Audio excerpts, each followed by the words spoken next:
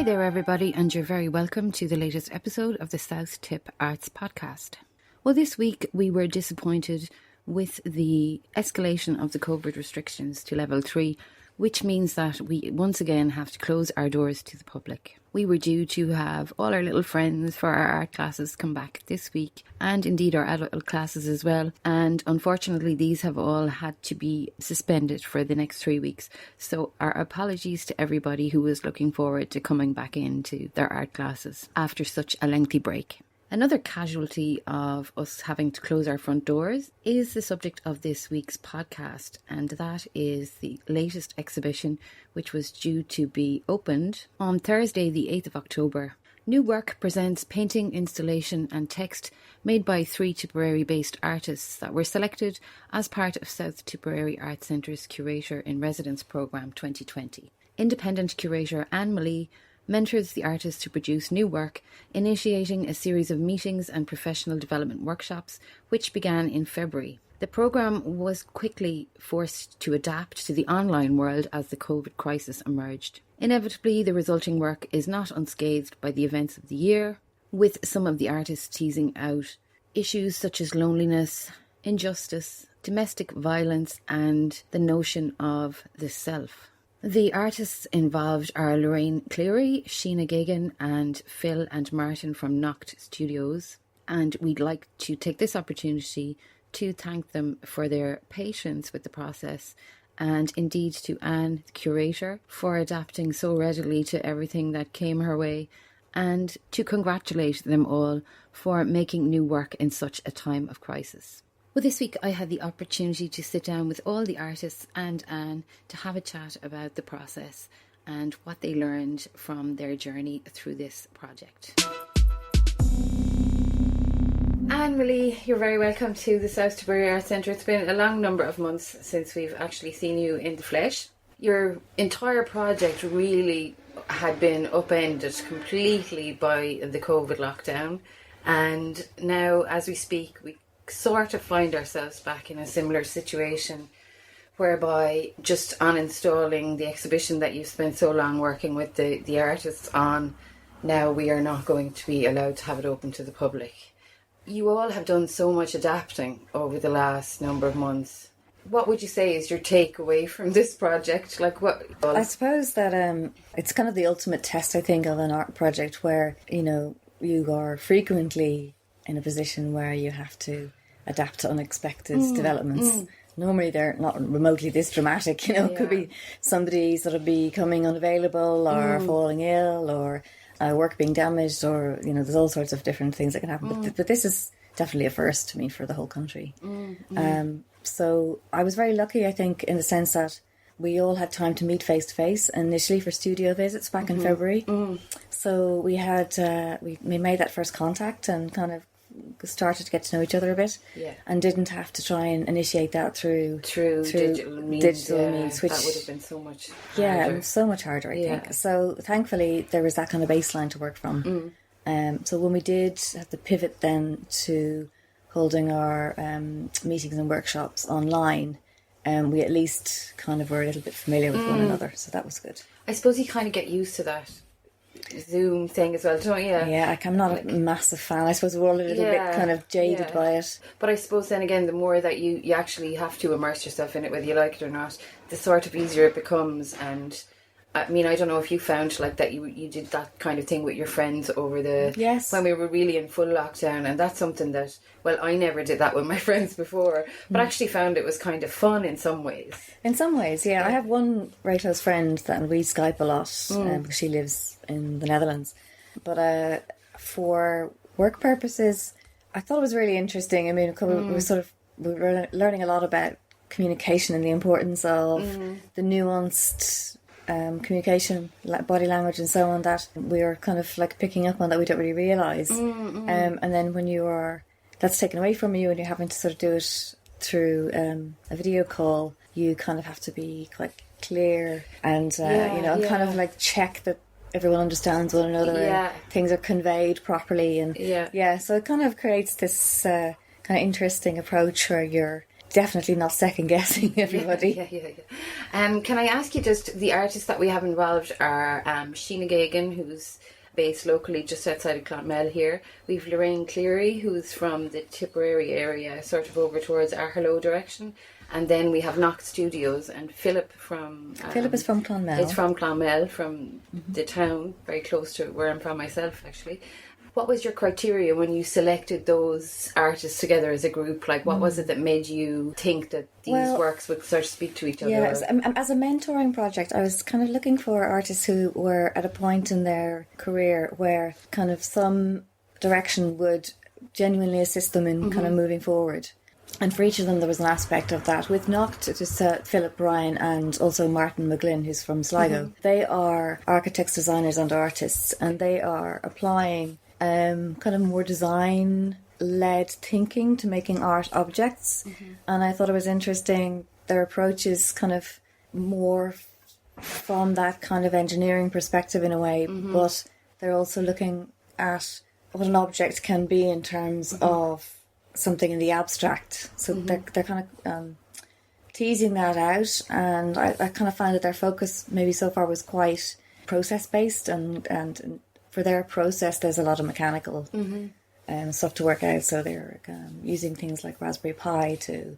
it looks very complicated and interesting. Yeah, it's very impressive.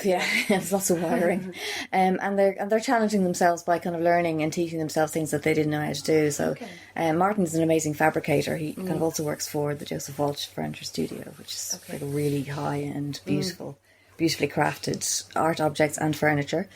And Philip is working as an architect. So they've been teaching themselves how to make kinetic works, and they had initial concept drawings and sort of semi-built prototypes. So the objective here was to kind of bring those on to a point where they will hopefully work, although I think we've been encountering some teething problems. But and also to think about their working more conceptually. And then Lorraine's work is installation based as well, but very, very different. Completely different, yeah. Lorraine's work is really powerful and quite visceral. She's so prolific, Lorraine. Just there's something about her energy. She's very prolific. She's very prolific. Yeah.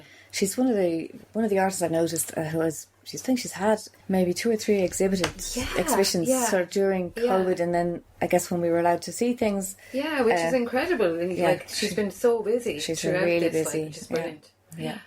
The piece she's made is called Lady Caterpillar, and the concept behind it is a kind of metamorphosis of a caterpillar to a butterfly, and it alludes to experiences of coercive control and domestic violence. And she's used hundreds of pieces of women's clothing, which she sourced from second-hand shops, to make kind of huge, big, monumental patchwork garment, which is suspended from the ceiling. And it contains all these different fabrics, and each of them kind of evokes a moment in a woman's life, whether it was as a girl or a teenager or an older woman. So there's kind of going out glitzy fabrics, there's beautiful silks and satins that could possibly be a bridal gown. And then there are kind of little summer cottons that would be sort of, a carefree dress or something. So there's this kind of, it's kind of like womanhood through textiles. And I know textiles are quite frequently used in a lot of women artists' works. Kind of, it would be the traditional female sort of needlework and all this. I really hate this kind of feminine craft thing, which kind of is the catch-all for using those kind of skills. Making artwork, but I suppose I resent that that's the immediate association, but nevertheless it's an association. But using fabrics and sewing also is an opportunity to kind of contain a lot of hidden symbols and signals, which is something that has always been done through dress. And Lorraine has combined that object with, she uses a lot of found objects. She's got a bit of an arte povera, kind of magpie, picking up bits and pieces. An old ironing board and iron and mop and bucket, and she paints them in this kind of sickly Pepto-Bismol-y pink, and they're being kind of swallowed by this garment. It's a really powerful piece, and she speaks very eloquently about where it kind of originates from. And like you say, she is very prolific and has a really strong voice, I think. Yeah, totally a very strong voice. And then Sheenagh's work again, completely different again. Sheenagh's very different, yeah. Sheenagh's kind of a very... With Sheenagh's, the layers and the layers. The layers, and the layers. And it's kind of intuition that she has. And her pieces are very much thoughts in process, I think. And she was thinking, I think, for work that she made for this show, about very specific people that she'd been in touch with throughout the experience of COVID. People who hadn't been coping very well, which is a lot of people's experience. You know, it's a very, very peculiar, stressful time that we don't have a formulated response for because we haven't experienced it before.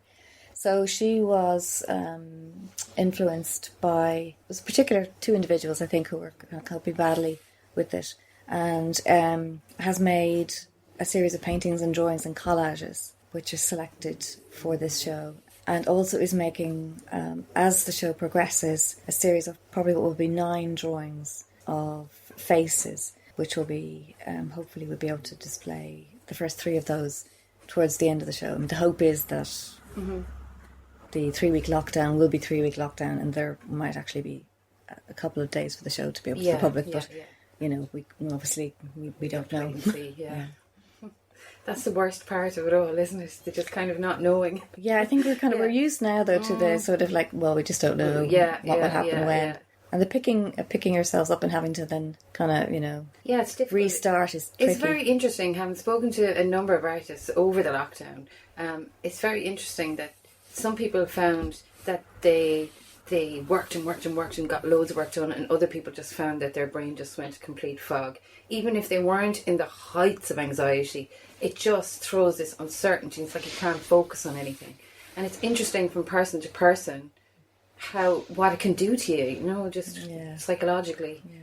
And I think for those people who are very overwhelmed by it, and I'd include myself in that, kind of felt a bit guilty that they're not using this time, which is, you know, time is a gift these days, to be incredibly productive. But it's like that thing where you saw all these people learning all these new skills, and like that we were talking about earlier, making the sourdough starters, and it's like, you know, it really does make you feel like inadequate that you didn't do any of that stuff. So like we're bombarded with all these messages of, you know, oh, your time, you've got all this time now, but like some people felt like they actually had less time than ever before in some ways, because their whole routine was thrown into so much flux that they really didn't know what they were doing.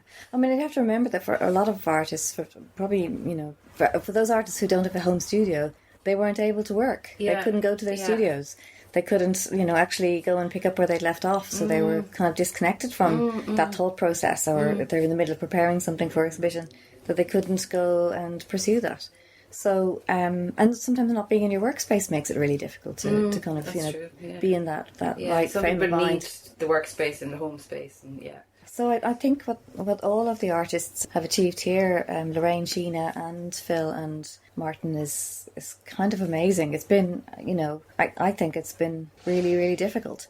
And I'm really proud of them that they've all kind of it kept looks going. amazing out there. I mean, obviously, if things had have been sort of normal, like we had you all in at the beginning when you all met each other and had the kind of round table thing, and that was really exciting, and thinking, oh, we'd have this a few more times over the course of a few months. Yes. So without the building, say, being part of it, it was really we had kind of no way of knowing what was going to come out of this, or kind of any sense of, you know, what are we going to see, or how are they going to do this? And then it's just amazing to see it all going up now, and to just see the amount of work that they did manage to get done in this period. I hope that hopefully we'll kind of get a bit of feedback from them, but that the takeaway for all of them will be feeling a little bit more confident in their practice. And then there's some sort of practical things that we workshopped as well, like looking at funding applications and kind of thinking about language. And I know it's like very much a detested area from lots of people. Important, and it's often something that gets forgotten, I think, in art education a bit, isn't it? It's like that and bookkeeping. The kind of business end of it. Essential things that you need to know if you're self-employed. Yeah. But also maybe, well, I certainly think they've probably developed resilience, like unwillingly, but like many of us have. But also what we've now we're now looking at you and I and Helena and the artists are ways of disseminating that work through different medium and through different media even, and obviously that will possibly be online, but also through audio and podcast, and hopefully we will produce some interesting and engaging methods of doing that. And also hopefully we'll cross our fingers that we do get the last few days of the month. It'll be great, with the doors open, that people can come in and properly engage with it. Yeah, in that kind of, it feels like, how long did we have a non-lockdown? About 2 months? Yeah, it was June. It was around the 20th of July when we opened back up again. So the sense of time is completely gone out the window as well. It is totally gone out the window, because it feels like we only opened yesterday and now we're closed again. But actually, it was July, so we've been open a couple of months. It just feels... Yeah, I got to see some art in that kind of window, and wow, it was just... I mean, there is nothing to compare to the experience of being in a space with artwork, being intimate with it, and I really miss that. Yeah. So installing this exhibition has been really lovely, because I'm kind of... We get to sit with the... sit with the work and see it. And for the artists to meet again, and so, obviously socially distanced and with masks on. Yeah. It has been really good as well. But I really would be delighted if the public got an opportunity to come and do the same. Keep our fingers crossed. Okay, we'll leave it at that then. And like you said, hopefully we're going to disseminate this work online as best we can in as many interesting ways as we can come up with between us all. So people can keep an eye on our social media, on our Facebook page, probably particularly on our Instagram, just to keep up to date with a proper look behind the scenes or inside the doors. And certainly we'll have photographs and video. Absolutely, and with any luck, people will get to come and spend some time with it at the end of the month. Yeah, we'll cross our fingers. Yeah, thanks, Emer. Thanks, Anne. I think because the show was cancelled, it was meant to be taking place in April, and we were talking about it earlier, myself and Sheenagh, and like work was starting and stopping and that, like, and you kind of, you know, with lockdown, I think everybody was just stressed and worried and not knowing what was happening. But I think I kept going away with it because it was such a time consuming piece, and like I kept going at it here and there. And I think over the last 2 weeks I've been working to 10 o'clock at night sewn, because it's hand stitched, like, and it takes so much time and it's painstaking that it's just disappointing. But look, it could be worse. At least we're getting to space and a chance to photograph it in the gallery setting. And do you know what, this whole project, right from the get-go, was kind of, it got turned on its head, didn't it? Upside down and inside out. And I think in a way that actually suits the piece of work I'm making, because the work I'm making is such a difficult piece. It stems from domestic abuse within the home and how a woman is kept down by the man. And I think particularly now within COVID and the restrictions, like that domestic abuse, like it has heightened, like, and my piece, so I wanted to take more of a positive approach. So this piece is about how resilient and how strong a woman can be to survive a situation like that, and I call it Lady Caterpillar for that reason. It's just as the caterpillar, and becomes it has to go through absolute exactly, so I think that's my thoughts. A lot of people, like, there was a real kind of dichotomy between people who got really, really super productive, and then other people who just got like, oh my god, blank. With me, I have massive anxiety and prone to depression as well, that for me, I have to keep working.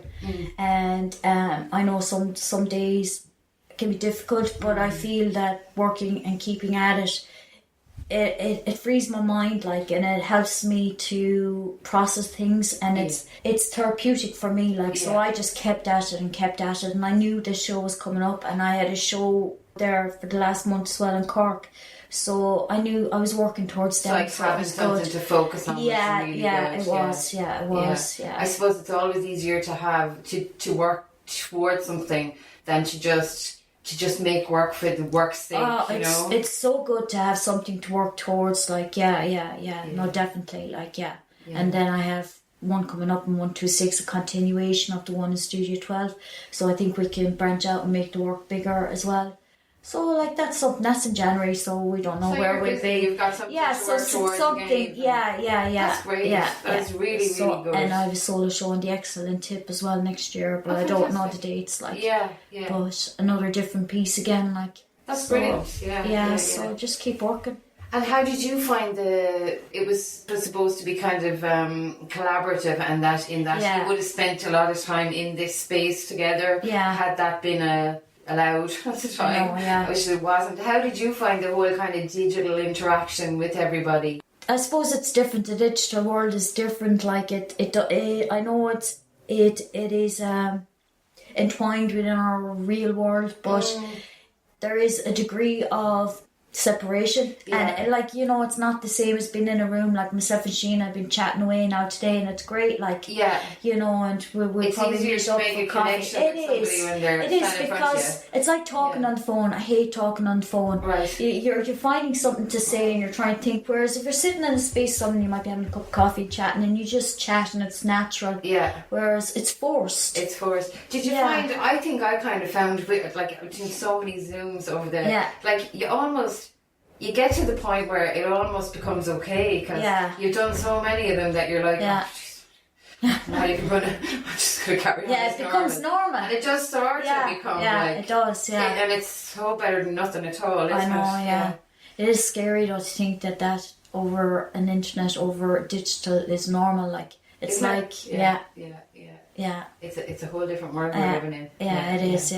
And did you find that you felt isolated through the isolation period, or would you say that you work in kind of isolation anyway? Like, I think a lot of artists that's probably do. You see, I do. I work in isolation, but the big thing for me was my kids live in Limerick and that I couldn't see them. And so that was hard. And also down with the 5 kilometre distance, like my dog, I can't bring him in the road, like in the woods. I do live in the woods, but I think it would be further than 5 kilometres to kind of get with the car and things like that. And then for me, materials as well was an issue, trying to get materials. So you were trying to make do, but kind of... That make and do, did that sort of change your work methods, or...? No, because I kind of had the materials put together for it. The way I do is I source materials, and I'd be found in a skip here and there, like, and I put things. I make little piles, and I'm thinking then, and that's where the work comes from for me. Like, and then I might start sketching, but it's little piles, like what could I make, and I'd start working with the materials very intuitively, and. Then you'd walk away and leave them, and that's the one thing I have learned throughout the years is you get to a certain point and you need to walk away from it. Like because how do you know when enough is enough? You just walk away and think, like, because you know that's when you know, when your brain, when it's I suppose that's a discipline all on its own, just to stop yourself. Absolutely. People have asked me about why aren't I using a sewing machine, but I think it's important for me to hand stitch. It's totally different. And even feeling like it's totally different. And even though when I have to put it, like, I'm kind of hand stitching as it's coming together, like, you couldn't use a sewing machine for that anyway, it wouldn't work. No. But the reason for me is it's such a traditional form that I wanted to take it out of that traditional form and use it to take it away from, see, it's associated with women, the traditional craft and the stitching. And it's painstaking and it's hard. But it really is an endurance form as well. Like, and I was thinking, like, that I want to use this to show the strength and endurance of women, like, and it's this layers, and the fabric, it's suffocating, it's so heavy, like, the piece is so heavy, like, and there's layers and layers of it, like, and it's suffocating, and it hangs then from 2 mops crisscross at the top, so it's like a puppet. So it's I suppose again to symbol oppression, and you know, and like how she's escaping and how she's been strong and she's surviving this, and she's going to break through layer by layer, just like the caterpillar. You know? It's a really interesting piece of work. It really is. Took a long time to make. I would say so. I'm looking at it there, and even the fabric is like I got that sense of that generational thing with the quilt, and even just, you know, I suppose kind of domestic abuse and that sort of. That can be a generational thing, like you can kind of go through families, and like breaking those patterns is Exactly, because I had taken a note and I had said something about, that's it, past grievances. I said it's hand stitch, months and months of painstaking work, embracing traditional craft as a method to draw attention to her as a form of demonstration against past and current grievances. Because it's not still, like, domestic abuse, I know it's a huge thing now, people are starting to talk about it, like, but I was in an abusive relationship for nearly 25 years and I didn't know, because I was isolated and I didn't know, and there was no such thing. And it's only after I had broke up and got out of it, and next thing I saw these things about coercive control and things like that, and it goes, now I have a name for it. But I didn't know. I didn't know. You don't know when you're in something like that, because it is your normal. It becomes normal for you, like, and you just think, oh, they're bad tempered, they're this or that, but it's not normal to be sitting in a room hiding away, like, you know, for fear, like. So it's horrible, like, absolutely horrible.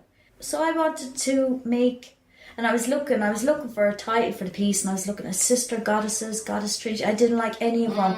Wash Dark Colours Separately was another one I had, like, but I said no, it wasn't right. And then I came across this lovely little kind of a life healer thing, and it was about the butterfly and the caterpillar, and I says, this is really nice, because it talks about when you go on a journey of self-discovery, it's like the journey that the caterpillar becoming the butterfly, and I felt this piece is like a journey to emulate that of a woman in that environment. It says here, it's so funny, the caterpillar is happy being a caterpillar, and it's only when something disrupts the status quo that the caterpillar goes, well, hang on a sec. And it's the same thinking and mindset that a woman would go through as well, like. So and under normal circumstances like the caterpillar, you would really have little reason to question and go deeper. So it's just, I just thought this was nice. I said this it's a really nice analogy for all the things you're talking about. I thought so, So is it safe to say you're the caterpillar turning into the butterfly? I could very well be, but I think it's more of a solitary thing for women. I think she is the caterpillar, all hers, anybody that's in that. So the universal because anybody that's in that situation, whether they're still in it or whether they've got out of it, they have that strength and endurance. They might be going around with a black eye, or they might be emotionally abused, but they are still living and they're surviving and they're minding their kids, and they someday hopefully get out of it. But like, it's very hard to live through, and the fact that they are living through it, and especially now through COVID-19 restrictions, it is strength. And that's what the red is. The red as well, the little bits of red in it, like red I know is a colour for danger and mourning, but it also can be seen as a colour of strength, and it's also a very feminine colour. So, and then there's little bits of white in it as well, and you know, and there's different patterns in that. And I suppose for the puppeteer, for hanging it, I used pink clothesline as well, so that's also another for the women, like, I suppose in the past, like, her place was in the home.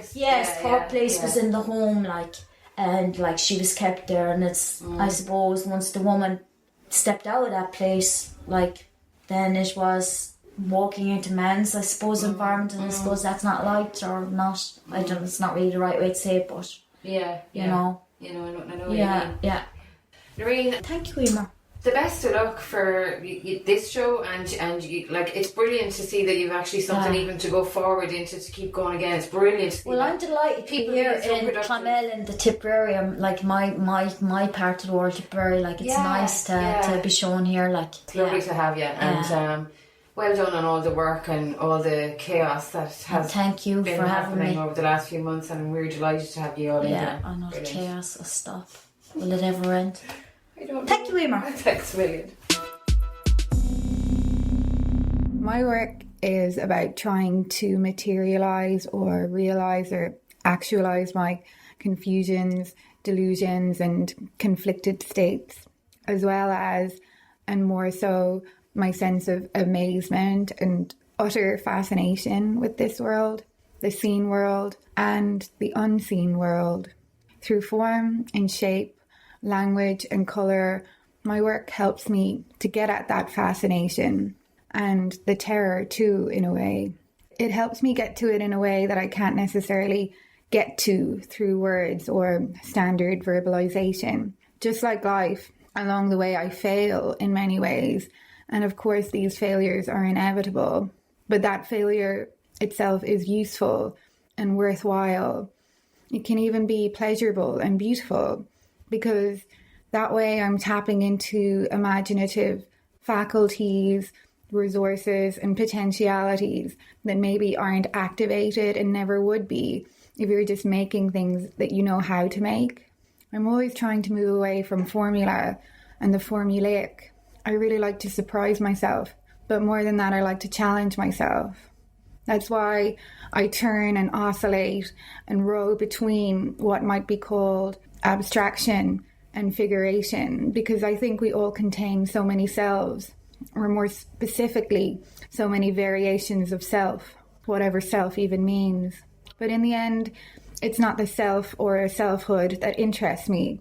Rather, it's the endless connection to the seen and unseen world that really interests me. I love thinking about the endless networks and stories and nature which exist and how interconnected and synchronized they all are. It's so wildly exhilarating and affecting to think about the endless scientific equations and permutations that had to occur and continue to occur to give us these multi-layered, multifaceted, multi-worlds. This present moment, the trees, the animals, our environs, our loved ones. It's mind-blowingly hectic and crazily beautiful. It's a huge and hugely daunting but highly intoxicating and generative subject. As we sit here, we've just discovered that our doors at the Art Centre need to close again this evening at 5 o'clock, which is so disappointing to us inside the building as the staff. I don't know, it must have been incredibly difficult anyway as a group for you to all try and work together and do some sort of collaboration, or even talk, connect with each other, because it all got just upended and thrown out the window back in March. And just as we thought things were going to sort of, finally culminate in this exhibition, all of a sudden it is and it isn't. So, I certainly have. You put it so well. It's a shame, because I find Philip and Martin's work just so engaging, so fascinating. I love Lorraine and her work too. There's a really beautiful conversation that could have occurred in a more, in a more rhythmic way, or like we did have some meetings via Zoom, and Anne, the curator, she's been incredible, but really these meetings, when they're so mediated or so digitized, then it's a different kind of a dynamic, isn't it? Yeah, and it's almost a barrier, like I've been in a good few Zoom meetings over lockdown, and it's not contrived. That's not the word I'm looking for, but it's certainly strained, and strained in a bad way, not in a way that it's putting you out of your comfort zone in a cool way, and it's sort of, it's just, you just feel slightly more inhibited, Like everyone, all we can do is our best, and that's what we've done for sure. You've obviously all, just looking at all the activity going on downstairs, you've all worked so hard on this, and you've got quite a lot of work. There's a lot of stuff there, so... Yeah, I've been really productive. I had planned on doing more writing, but the writing didn't really work out. I found it much easier to actually throw myself into the drawing and painting. Writing sort of put me more... It was just more problematic for me, for whatever reason. It became more difficult than usual, but it meant that I just threw myself into the drawing and painting. So there's a lot of it, and I really like to work that way, almost create this glut of work, and then I really like writers actually, just really that becomes almost like the first edit, and then I just edit it down and down and down, almost like you hear.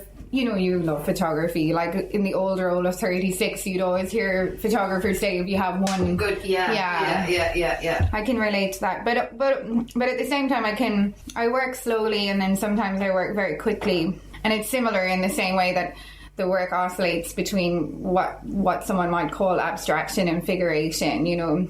I like to sort of I like that the work has many guises, many different forms, many facets, you know. Because I think that's what life is like. I think that's what we're like. You know, we become different people depending on the situation. So the person we are at home in the privacy of and comfort of our own homes is very different to the person we are when we're being recorded, or the person we are when we're out for a walk, you know. It's very interesting because just during the lockdown we spoke to loads of people, and one of the big things that came out of it was everybody thought, oh my god, lockdown, you have loads of time, you can do loads of work. But that's not the way it was for a lot of people. A lot of people had, in fact, the opposite effect. Where they just became sort of a little bit stagnant and they didn't know what to do, and it really affected their production. That doesn't seem to have happened, like, I guess any of you actually, just looking at the work. No, in terms of output, my progress in terms of the drawing and painting wasn't arrested in that way, for sure, because I think I really enjoy my own company in the main, and you know, in real terms my life didn't change that much, to be honest. So I'm one of the lucky ones that it didn't come as a sea change, you know, it would be an exaggeration to pretend otherwise, you know. It just, my life is much different, you know. I kind of live... Well, you live in a rural area and you kind of only interact with town and stuff when you want to, so I totally get what you mean there.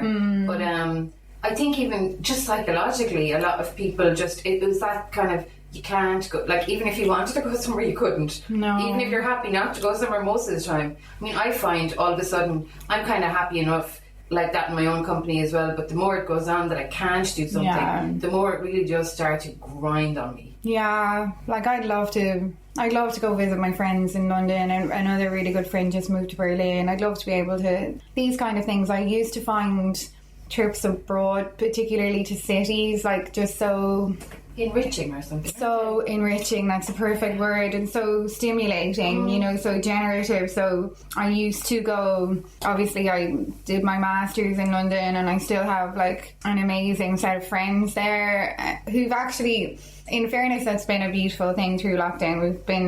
We've been in touch a lot more, you know, because they've all had a lot more time, because they usually work full time and they're busy, but they had time, so we all made time to properly have like Zoom chats, you know, and that was fabulous. Like, I really felt like that there was a network of support there, even though they were far away, they felt closer.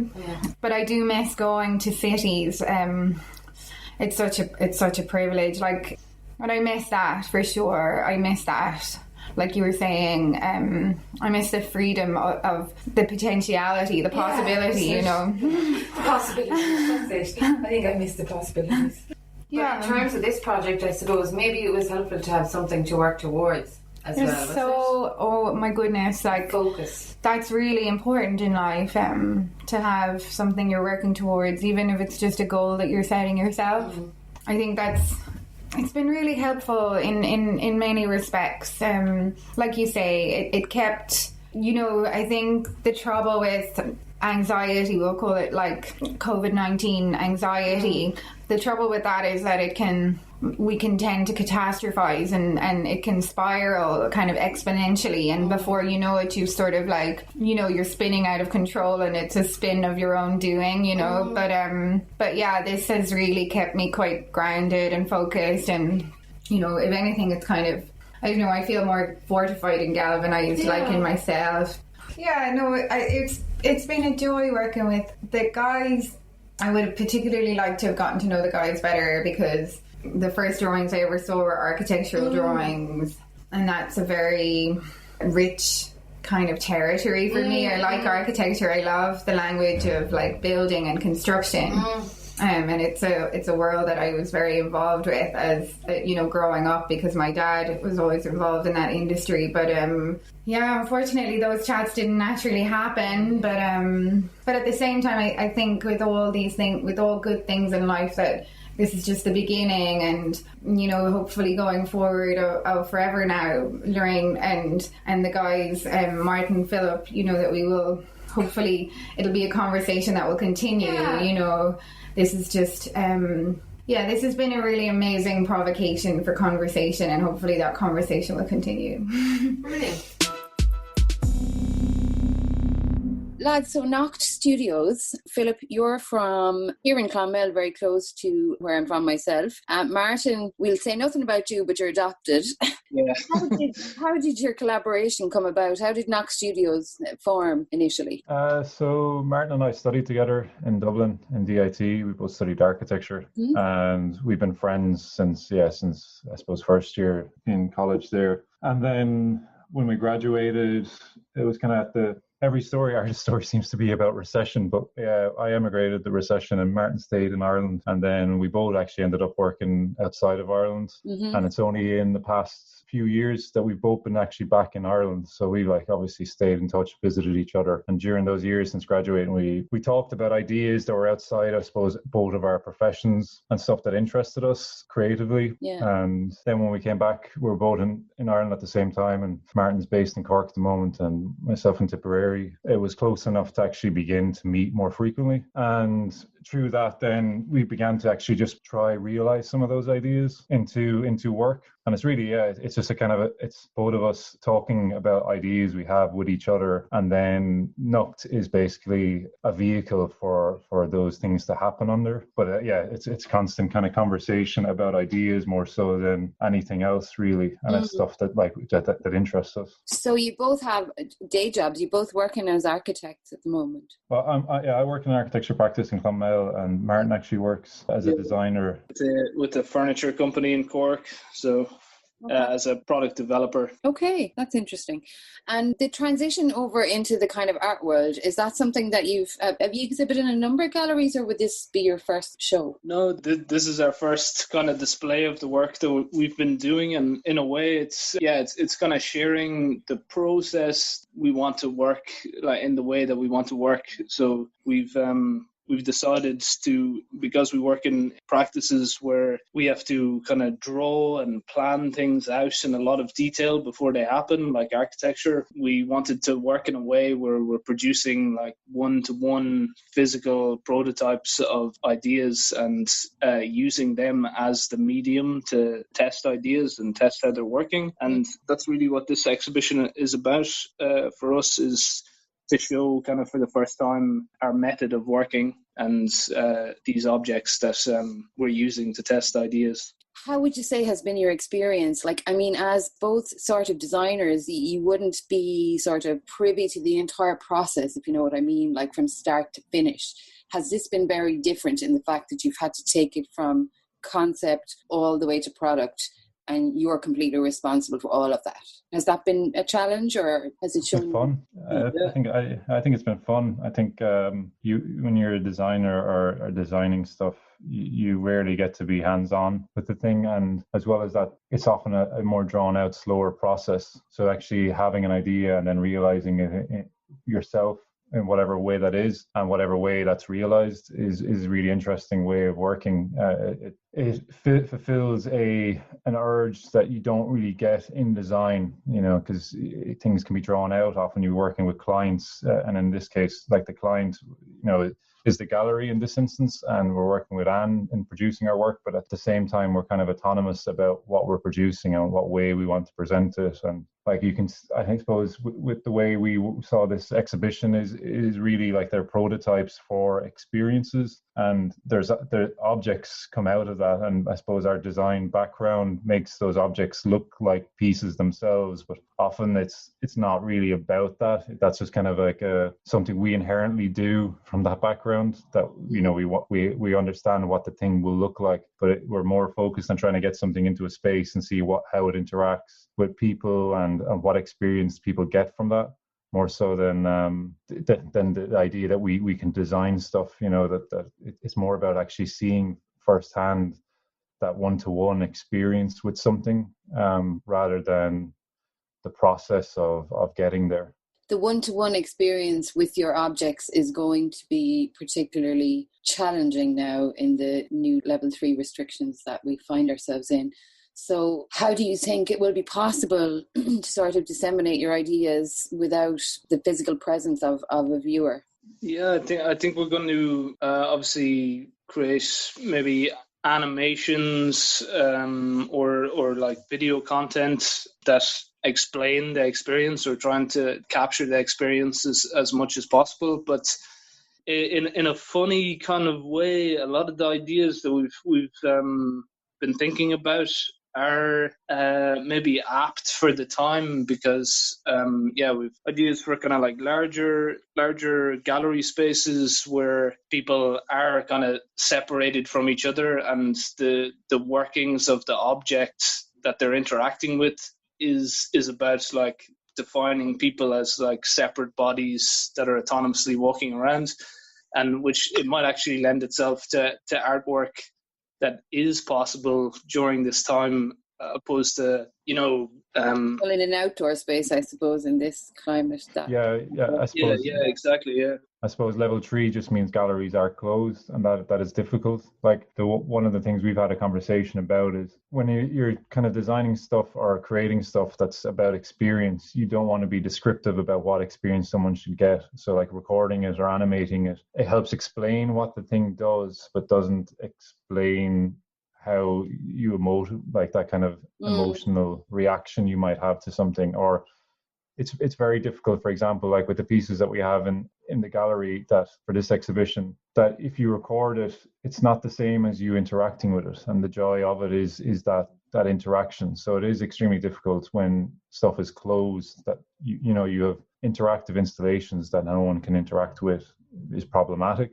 And I suppose like the reality is that's the situation we're in, and that's something we can't control. But we are beginning to look at outdoor ideas and how you could realize those in a safe way in the current time. But as well as that, like, sometimes timing is a thing. And we have, like, for example, this exhibition was postponed from earlier in the year. And through that time, it has changed our thinking as well as we make stuff. So it has given us the luxury of time to develop things further. So, like, this is just in a continuum of thinking rather than a full punctuation stop of that work, that this is just, okay, this has actually happened and this is the context it's happened in, but that doesn't negate the work, if that makes sense. Yeah, it does. So we're talking very abstractly about the pieces that are here on display in the gallery.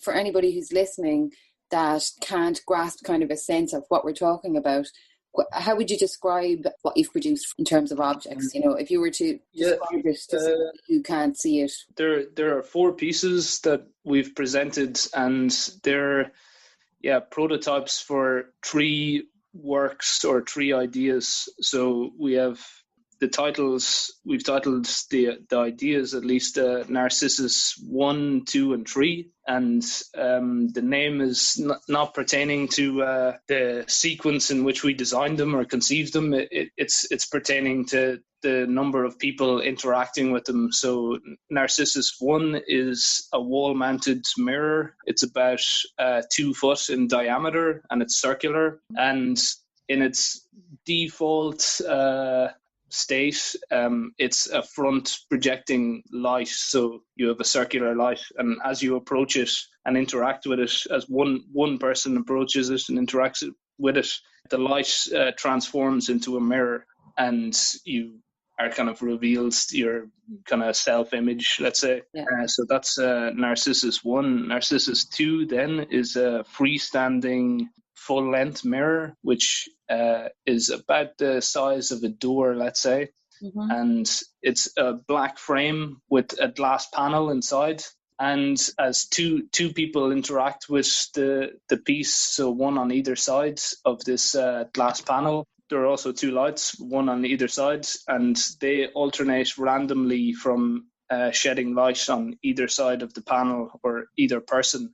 And as that happens, you create this effect where the person's self-image is kind of in real time almost overlaid with the other person on the other side. So you can see yourself, and your image is kind of superimposed onto another person, and they disappear or you disappear at different times depending on how the light alternates.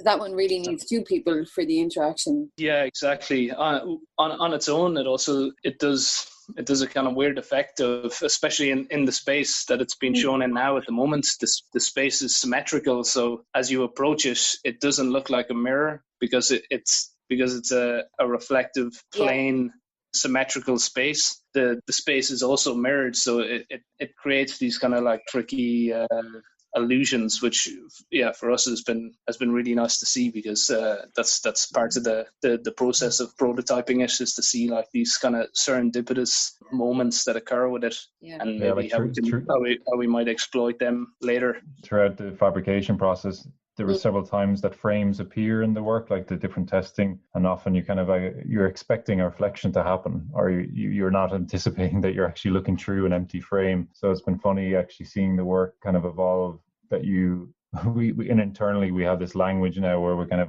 anticipating something that isn't there or is there. That piece has been interesting, in actually getting it into a gallery space and seeing how that happens outside of a messy workshop or an untidy space. So just finally, over the course of the last few months, it's kind of your first foray into the world of art. What's your takeaway from having worked through this project? What's your biggest learning? Time, I suppose. Yeah, yeah. I think the amount of time that it takes to really test these ideas and production, because this movement towards making pieces ourselves means that not only are we kind of detailing the ideas and problem solving, as architects, like naturally as we do, or as designers, there's this whole added element of figuring things out through making, which it's not as familiar a process to us, but that's been the takeaway. But that's also the parts that we've enjoyed the most about it as well. Okay. Yeah, like the idea of making something, like that whole thing is knowledge and experience of, like, the installation, even like for this, was a learning curve, and that idea is another variable being introduced to the work that we get to experience. Like, that's been hugely beneficial, that we actually get to go into a gallery, get to realize something in a gallery, and then through that, like, we're collaborating independently most of the time anyway, and then coming together ourselves in a short period of time, and then actually taking that into another variable of a gallery space has been a huge learning curve. Like, it's been extremely beneficial to us as a starting point in terms of getting the stuff into the public sphere. That's good. So we can expect to see bigger and better things from you outside, possibly in the next. Definitely, yeah. There's no shortage of ideas to be realised yet. So it's been really good to talk to you. Hopefully, with any luck, we'll get to have at least a portion of a week at the end of the month where we can open the doors again and people can come in and actually interact properly with your work. And that would be it'd be a lovely experience for you to be able to see that happen as well. So that would be great. Thanks for taking the time to chat with me today, and we'll see you soon, hopefully, and best of luck. Yeah, thank you, Emer. Thanks, Emer. Cheers. And that's it for this episode. I'd like to say thank you to, in order, Anne Mullee, the curator of new work, to Lorraine, Cleary, to Sheenagh, and to Philip and Martin from Nocht Studios. If you'd like to contact the podcast, the email is southtippartspodcast@gmail.com. That's southtippartspodcast@gmail.com. We'd like to invite you to keep an eye on our social media channels on Instagram, Facebook and Twitter for the latest updates and some photos and videos from this show, which we hope to share with you all over the coming 3 weeks. Thanks for listening, and we'll talk to you all next time.